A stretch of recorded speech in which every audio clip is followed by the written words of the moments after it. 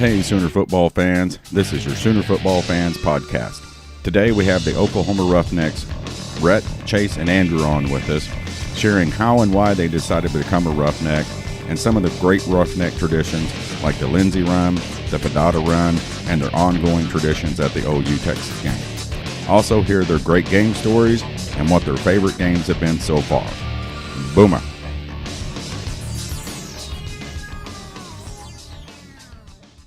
All right, Sooner fans. You got Terry, Rob, and Caleb here. Boomer Rob. Boomer Terry. Boomer Caleb. Boomer. And we have some of the coolest guests we've had, even though we've only had 3, so don't let it go to your head, guys. But right now in the house, we've got Rhett, Chase, and Andrew. They're all 3 Roughnecks. So it's great to have them on. Boomer, guys. Boomer. All right. So ask you guys to come on. Want you guys to share stories. Tell us right now you're in your recruiting phase, I guess that's what's going on? Yeah. Okay. One of y'all take a microphone and tell us about the recruiting for you guys. So pretty much for recruitment, we're really looking for anybody who's just a freshman coming into college or anybody who's even in college right now. We're looking for anybody who's really spirited and loves OU just as much as we do and is really looking to just continue to carry and support the traditions that OU has. And so pretty much if you're ever interested, we've got multiple social media outlets at OU Roughnecks. Feel free to go out there, follow us, DM us on Twitter, Instagram, like our page on Facebook, and we'll get you the information you want so that way you too could possibly be on this podcast. Sweet. Now, just a question is, are me and Rob out of the running? Could we, hey, we want to be? Our logo is for our podcast is that we're not associated with the University of Oklahoma, but we do have eligibility left. So, unfortunately, you got to be a student at OU still. Just missed it, Terry. So, what if I took a single online class? Could I do that? 12 hours. Dang it! But it appears that a beard is required. I think I'm in there. So, okay. Well, let's go ahead and start with Chase. Chase, you're the president of the Roughnecks this year. Yes, sir, I am. Okay. Tell us your history of what made you want to be a Roughneck other than the obvious. It's the greatest university, it's the greatest football team of all time, it's the greatest pep club, whatever we want to call it. But with the best football team. Yeah, with the best football team and with the best coach and, all that stuff. But what got in your blood to go, this is what I'm going to do? So back in high school, I was actually a cheerleader, and it was one of those things where I really loved being spirited, being loud, and going crazy. And coming to college, knowing that I really couldn't do any of the backflips or anything, I still wanted to be a part of Spirit. And I actually did try out for cheer at OU, but because I couldn't do all the backflips and the fancy stuff, the coach eventually recommended me to try the Roughnecks. Had no idea what it was, watched a couple of YouTube videos, saw the shotguns being fired, people hanging from the back of the schooner, and pretty much decided that's where I wanted to be. Cool. Tell them how you almost went to UT. What? Yeah. Whoa. All right, begin editing now. You almost went to UT. Yeah, I almost went to UT. I was stuck between OU and University of Texas. I grew up in Houston, and my parents were never big on, you have to go to a Texas school. They really wanted me to go wherever I wanted, and knowing that I wanted to do petroleum engineering and University of Texas as well as University of Oklahoma both had really good engineering programs, I decided to go ahead and apply for both. And after getting accepted into both schools, I decided OU was where my heart really was. Outstanding. There you go. Outstanding. All right, Andrew. Same question to you. What got it into you to jump in there and become a Roughneck? Well, much like Chase, I was a small town kid. My school had probably 300 people in it total, and from the size of me, I was a big part of that school. But other than that, I was leader of football teams, cheerleading. I did every sport I could do. The only sport they wouldn't let me do was baseball because I said I was doing too much. Wow. But I went to a junior college just to save my family some money, NOC up north, and I always knew I wanted to end up at OU. And I came to OU, and my roommate at the time, Chase Glenn, he was a cheerleader here at the university, and he introduced me to one of the Roughnecks in the Union. And he told me about shooting the shotguns and running with the ponies and all the stuff they got to do and being part of something. And I was like, I've done that my whole life. I might as well be part of something else. And I tried out for the Roughnecks, and they took me the next day. Okay, where are you from? Newkirk, Oklahoma. Newkirk, been there once. Almost missed it. Blinked my eyes. It's not a hard town to miss. There's one stoplight. All right, Rhett, your turn, buddy. Yeah. So one of my best friends growing up, her name is Julie Johnson. She's one of the Roughneck Little Sis, and she told me about like when she became a little sis, all the family that she had, and like all the good times that she had through the Roughnecks, and like I knew what they were from football games and stuff like that. And so my freshman year, I was still kind of looking for that place on campus where I belonged and that family that I was looking for, and I applied and got accepted, and there you go. Cool. Yeah. And, just so everybody knows, Rhett's related to Rob. Kind of. No, he's not. You were doing the hand like it might be. I don't know where you're going. There's no might be on that one. Yeah. So, all right, now we were talking before. You guys, you have things that you do. Andrew, tell us. You said you built a double barrel gun for the. Yeah. The Roughnecks, the main purpose of a Roughneck is to carry traditions on for as long as we can. And one of the biggest traditions and most unique traditions that we have is serial motor shotguns that we shoot during football games. And these shotguns are modified to make them louder, and we shoot blanks out of them. And there's an explosion you hear every touchdown or field goal or anything. Well, the first Roughneck shotgun that was ever built was called Big Red, and it was a double-barrel shotgun. Now, when way back in, I believe, the 70s, the FBI confiscated all of our shotguns, wasn't it? 50s. 50. That's good. You were close. Yeah, he was in the ballpark. 20 years. But they took them, and they kept Big Red from us. And later down the line, someone else built Big Red 2. And I don't know what happened to it. It faded off into existence. And then Little Red was a thing, wasn't it? What? That was so wrong. How's that wrong? All right, Chase. There's correct been Big him. Red 2. There's never been a Big Red 2. Oh, then I was lied to by the alumni. It was always an idea. Big Red 2 was told to me by alumni, though. I've never heard of Big Red 2, so maybe. Who knows? Stories are a big thing in the past. Yeah. Anyways, it's a we've myth. had double-barrel shotguns in the past. We've had very few of them. And me trying to be as unique as possible, I've had experience in welding and manufacturing before. So I was like, I'm going to make a new shotgun. So I went to the keeper of the guns, Chase, and we talked with him and Lieutenant Tucker, the guy that takes care of the shotguns with us and stores them at OUPD. And we came up with a brand new design for a shotgun. And between me and Chase, we went back to the shop back home, and we welded it up. It worked fine. We painted it. We painted it by hand in a garage, and we shoot it every game now. Really? Yeah. Did y'all have it this year, or is it? It's still there. Sweet Action is the name of the shotgun. Sweet. It was first unveiled at the last spring game, so we're going on a year now. Oh, cool. So, now do you blow both barrels at the same time? Yeah, it's a two-trigger shotgun, and it takes some practice. Every now and then, someone won't get a hold of it, and you hear the doosh. Yeah. It probably also takes some guns to shoot the gun. Right? Or to stand up when you shoot It's it. easily 2 times as heavy as the regular shotgun. Wow. All right. Yep. All right, now Chase, you're the keeper of the guns. Yes, sir, I am. Okay. First off, that's the coolest title ever. Yeah. Okay. Have you seen he gets to wear like a bullet belt around, like you see, it's pretty awesome. Yeah. Right.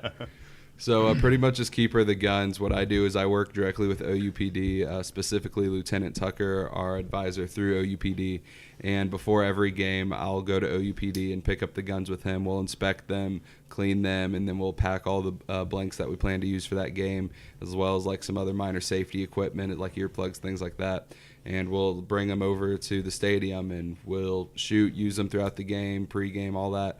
And after the game's over, we'll load them up, take them back to OUPD, clean them again, and ready for the next one. So they stay at OUPD all the time? We keep all the guns at OUPD just for safety reasons. Okay, that's cool. Now, Rhett, you built the paddle, right? Why, yes, I did. Very proud of it, actually. Yeah, when we were first brought on, we came over to one of the Rufneks houses, and they told us basically that we had 3 days to get our paddle ready for the game on Saturday. And so Friday to Saturday, that night, I slept 2 hours because you had to wait. Like you have to do a coat of paint for every person that's in your pledge class. And so I had to put 10 coats of paint on my paddle. So you have to one coat, wait for it to dry, then another, and then another, and then another until you have all coats, and then you have to do red as well, and you have to do 10 coats of red as well. So I slept a total of 2 hours the night before my first game. Oh, that sounds terrible. Was it worth it? It was worth it. It was cool. All right, now we sat down and me and Rob did beforehand, and we're going to just throw some stuff out. Rob, you want to go? I'm going to turn it over and let Rob just take over. The Fadada Run. It's a jog from somewhere northeast of the stadium, right? Is jog the correct? It's a full sprint. It's a full sprint. Okay, starting at the. We're not fast, but it's a full sprint. Okay. All right, so I don't even want to ride a bicycle that fast, but from the northeast corner of the stadium, you go around the stadium into the oval. Is that correct? Oh, you're thinking of the Lindsey Run. Oh, that's the Lindsey Run. Okay. Yeah, the Lindsey All right, so educate us on both of those, if you would. You want to go Lindsey Run? Lindsey Run is the run we do around campus with the schooner. Every roughneck and one little sis will be on the schooner, and we will run alongside the schooner around the entire perimeter of campus, waving the big flags, yelling, getting fans excited. It's our way of reaching every corner. Okay, so the Fadada Run is what you do into the end zone. Yes. All right. Fadada Run, we start on the south end zone, and after every single player and coach has passed us when they enter the field, we take off sprinting behind them, sprinting towards the north end zone, where we slide into the north end zone and we beat our paddles while saying a chant that unfortunately we can't share. And pretty much we do this now just as tradition, but back in the day, the whole process used to be to get snakes out of the end zone to keep a snake from biting a player, whoever happened to make it into the end zone. Well, that's helpful. Yeah, that's exactly. helpful. It was a public service thing. Exactly. Aid and assist. There was a lot more of us back then, though. We spanned the entire width of the field that we had to run down it. To scare snakes out of the end zone. Wow, Exactly. that's cool. What else you got there, Rob? Let's see. We would like to know what your best game was, the most fun you've had, why it was the best game, including every time you go somewhere you get a pin on the Reds, if I'm not mistaken. Yeah. So just tell us a little bit about that. And I think my favorite game was the Rose Bowl. We lost the Rose Bowl, so that can't be your favorite game. It was heartbreaking for sure. But being, in like you only have a couple of chances in your lifetime to be inside of that stadium, and it was freaking awesome, man. It was just like we were on the edge of our seat the entire time, and OU would go up and we would get excited. OU would go down, we'd get down as well, but. It was cool, man. It was really cool. And seeing you guys were both in the stadium, Yeah. seeing the flashlights come out during the fourth quarter from the Georgia fans, even though that was one of their traditions, that was probably one of the coolest things I've ever seen. But Well, I tell you, it's funny. A couple of Rose Bowl stories which we always share. One of them is, we went out. My oldest son, Caleb's older brother, lives out in California, so we went out and stayed the week with them. And that was part of his Christmas present, part of my oldest son's Christmas present. So we all went to the Rose Bowl. And Rob and his other two boys were supposed to meet up with us, and he's got a friend out there. We're, messaging back and forth, trying to find out. And the only person I run into that I know was Rhett. He's walking through the park, and I'm like, Rhett. And he's like, hey. And I was like, where's your dad? He goes, I don't know, somewhere over there. He's on there. We were supposed to hook up and hang out together. Couldn't find each other, but yet Rhett comes wandering through, and we see him. The other one, like Rhett said, was the just being at the Rose Bowl. And Caleb, you're going to have to get ready for this because it was one of the coolest things that he ever said to me. Was we were getting ready to go in the stadium. We'd been out in the parking lot tailgating, and Caleb taps me on the shoulder and he goes, I think it said, Dad, let's go to the Rose Bowl. yeah. Actually, it was like, these are words I never thought would come out of my mouth. Yeah. Dad, let's go to the Rose Bowl. And I was like, oh my God. Maybe say it like 3 more times. before walking there. This makes it the 5th time. But it was just something, as a dad, you're there with, I've got a daughter too, and her family didn't go, but, I've got my wife and my 2 sons. And the Rose Bowl is, like Rhett said, it's the granddaddy. How many chances do you ever get to go there?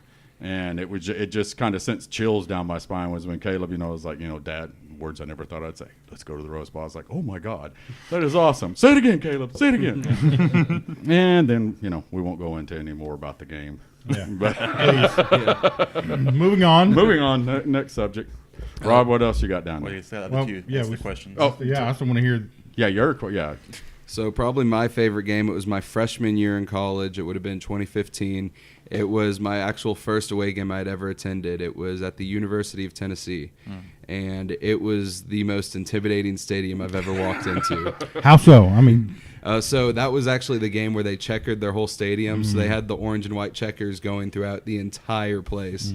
And me being a freshman and I had barely known all the Roughnecks that I had traveled with. We had known each other for maybe a month, and all of a sudden I was traveling across the country in the back of a car to go to Tennessee, and we were sleeping in hotels and motels, pretty much the cheapest thing we could find on the way there.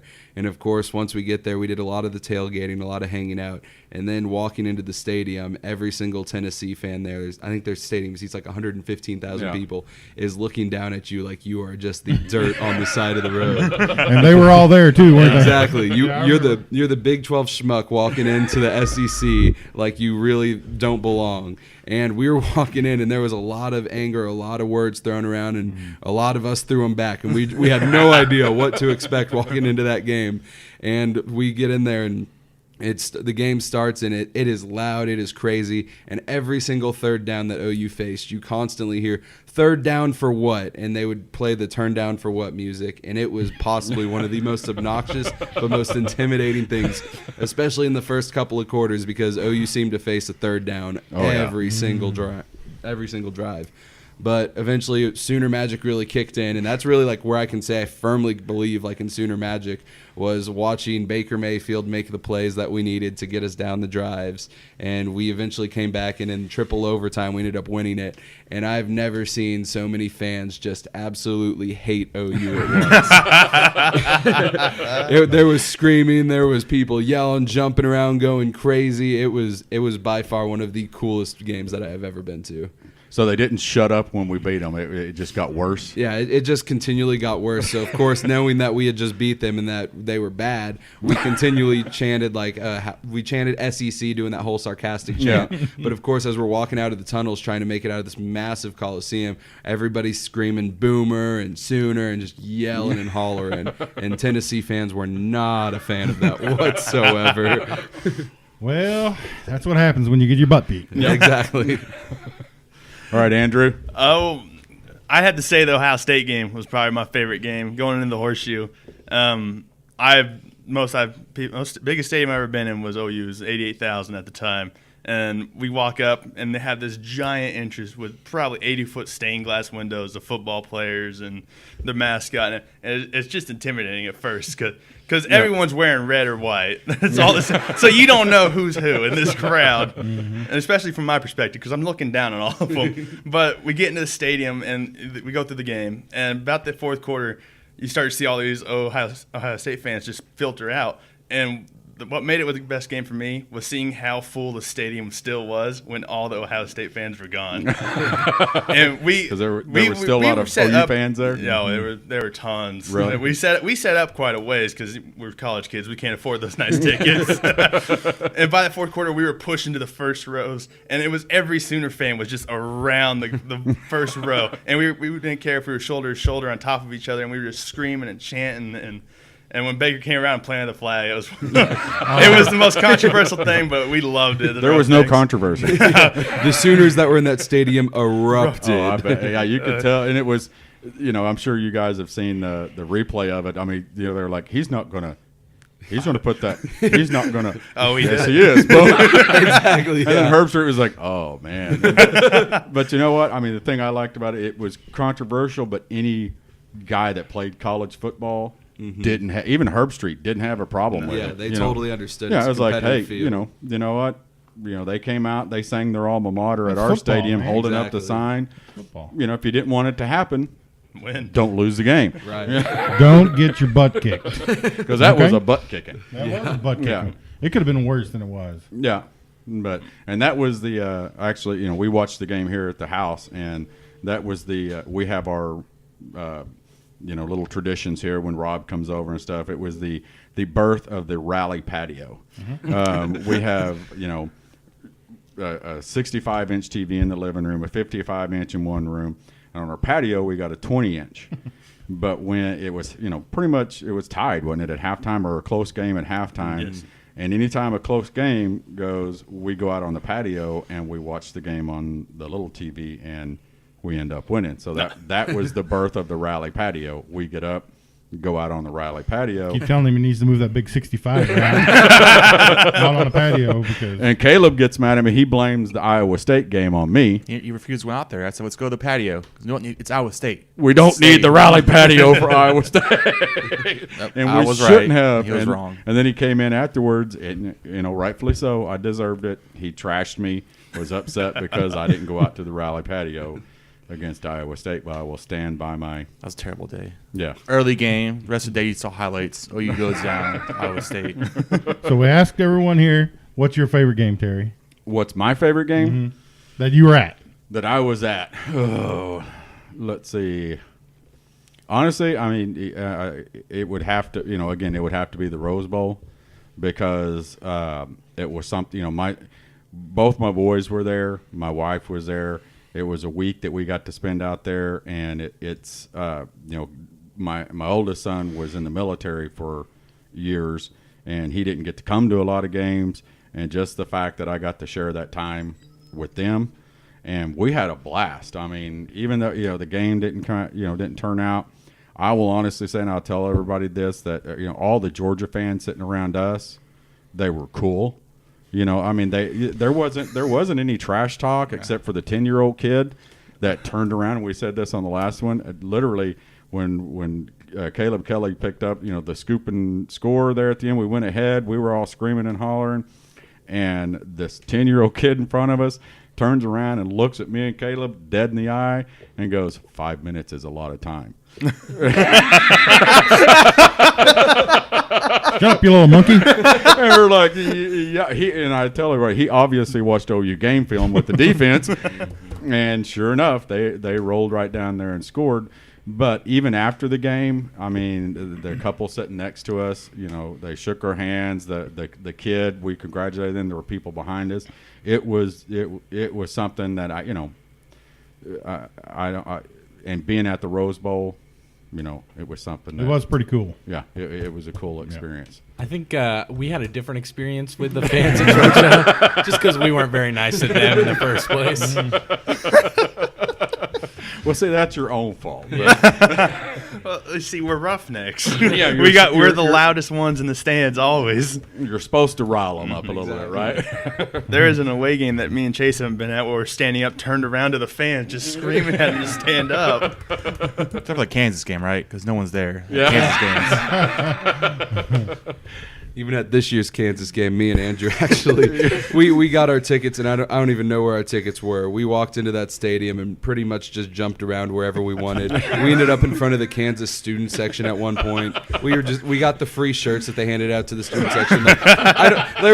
There was not a lot of people there, and we just had the freedom to go wherever we wanted, and they were not happy about it. It was like going to where'd you say you're from? Newkirk? Newkirk, It was like going to a Newkirk high school game. I don't know if you can say that. When I played high school football there, we couldn't fit enough people inside the stadium.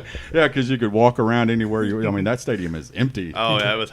Weren't you supposed to be an offensive lineman for TCU at one point? Yeah. Oh, really? They offered me a position left tackle at TCU. Yeah. Now, this is Andrew, so. Back when I was fit. Not fat, but So why didn't you? I played football for 16 years, and I had 3 head injuries. No. I figured I want to be able to think when I'm older. Thinking's overrated. So. So I turned it down. Yeah. Speaking of legendary games that we went to, didn't you guys go to the 2005 National Championship down in Miami? Rob Right? did. It was actually the 2000 Orange Bowl, the one that we Excuse me. won. What? Excuse me. Yep, it was pretty special. Those Florida people hated us. There was as many Florida Gators in the stands as there were Seminoles. Really? Oh, yeah. That's weird. Well, I mean, we're in Miami. So Sounds good, yeah. they're just a mix of, they don't really have fans like we do. There was a lot of Hurricanes in the stands, too. But the Florida State people, man, they really had some bad attitude. Now, this was 18 years ago, so I was in a little better shape. And I was with a guy that was a state champion wrestler. And so we were talking a lot of smack. A lot of smack. And we were, we painted our face. I mean, we did it all. And so, yeah, we were kind of looking for some trouble. And nobody really wanted to oblige us. Now, after the game, there was a group of guys that really wanted to, oblige us. But we were like, hey, we're getting in these limos now. So, yeah. Well, You had your chance earlier. So yeah, that was pretty fun. That was an epic game. That's probably, if I was going to choose my favorite game, that would be at the 2000 Orange Bowl. But right behind that is the 2000 OU Nebraska game, where we were down 14 points, and it just looked like Nebraska was going to annihilate us. And then And then we just roared back. And Sooner Magic, baby, 31-14. That was an awesome game. I wasn't very far from the dude that got pepper sprayed too, so that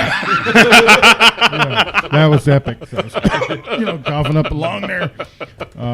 But the goalpost came down and they were carrying it around. And I was just watching, and they were on the speaker going, "Where are you guys going? You can't get out of the stadium," because they went to one end, couldn't get out. So they turned around, and I'm talking about a crowd of people. I'm not talking about 4 or 5. And, so like 1,000 people are moving this thing all the way across the field to the other exit. They could not get out there. And the guy's like, listen, it's not getting out of the stadium. You might as well put it down. So finally they did put it down, and but it was pretty awesome. I gotta be honest with you. No. Well, before I could really appreciate it, I was at the 2008 Texas Tech game. The jump around game. Yeah. But I was, like I said, I was 12 years old. I was just excited to be in a 60,000 people jumping around and screaming. Yeah, that was nuts. That was crazy. That was, I think, the loudest our crowd has ever been. Oh, they had like a seismograph Yeah. that was reading that. We were past decibels. Oh, jeez. All right, Caleb, what's your... OU Texas. I've been OU to 3 of them. All 3 of them were great. My best friend's a Texas fan, so when we go together, we just talking trash all the time to each other. So it's just nothing else like that game. That game is just special by itself. Every time you go there, it's just crazy. So now he brings up the Texas game. Y'all guys have a deal with the Texas, whatever they are. The Silver Spurs. The Silvers. That just sounds. That sounds like a dance group, doesn't it? That's putting it nicely.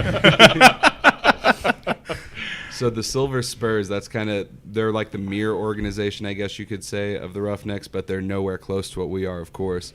But they're the guys that take care of Bevo, and pretty much all they do is sit around and poke Bevo with the stick to make sure he's not too upset, I guess. I have no idea, honestly. Toss him some They got to hay. know if they overdrugged them. Exactly. Listen, you're going to be burgers later. All right. And so what it is the Roughnecks actually make a $300 bet with them, and whoever wins the $300 from the opposing team gets donated to a charity of our choosing. Nice. And so obviously we always hope OU wins, and especially whenever OU wins and we're able to donate that money to a charity, it's always like a really good feeling for us. So is it or during the game or after the game or anything, is there a good relationship with those guys, or are you drawing a line in the parking lot going? I think it really Or just telling them their IQ. it really just depends. Sometimes you can walk in and they just come at you like there's no tomorrow, and they are just pissed that you are there. And at that point, of course, you're drawing the line and you're ready to start swinging. But there's other times, of course, where they'll be like, "Hey, like, how's it going?" Trying to be chill just because they know they're about to lose. yeah. Exactly. And so that's the fun part, is especially when we win. The president actually of the organization that that wins gets to shave the other organization's president's head. Nice. So fingers crossed for this year. I really like my hair, but we'll just have to wait and see. Really banking on this one. Last year we shaved a rat tail on the guy's head. We shaved his whole head, left his sideburns and a rat tail on the back. Oh, that's cool. It's not like you didn't wear it like that all the time. Yeah. Right, exactly. Now, it's funny you bring up the OU Texas game. My birthday last month, one of our good friends gave me one of the coolest birthday presents I ever got, and it is a program in like mint condition of like the 1958, I think, OU Texas game. And it is the most politically incorrect cover you have ever seen. I'll show it to you guys when we're done. I mean, it's like, wow. It is, you look at it and you're like, oh man, that is so cool. Wait a second, there is no way they could print that today without somebody going to jail. Right. You know what I mean? Okay, so we got everybody's game. What else you got, Rob? Yeah. So what we'd like to hear now is maybe the funniest story that has happened to you since you've been a Roughneck that you can tell on the air. Okay. Okay, first off, the look on all of them's face right now. They're all looking at the floor. Maybe we better pick something else. Oh no, we're gonna hear these. Rhett, you go first. Uh-oh.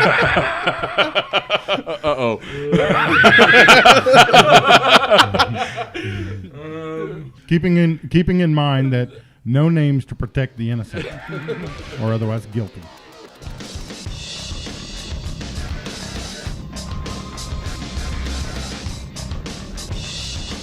All right, Sooner fans, we decided to cut this podcast into 2 segments.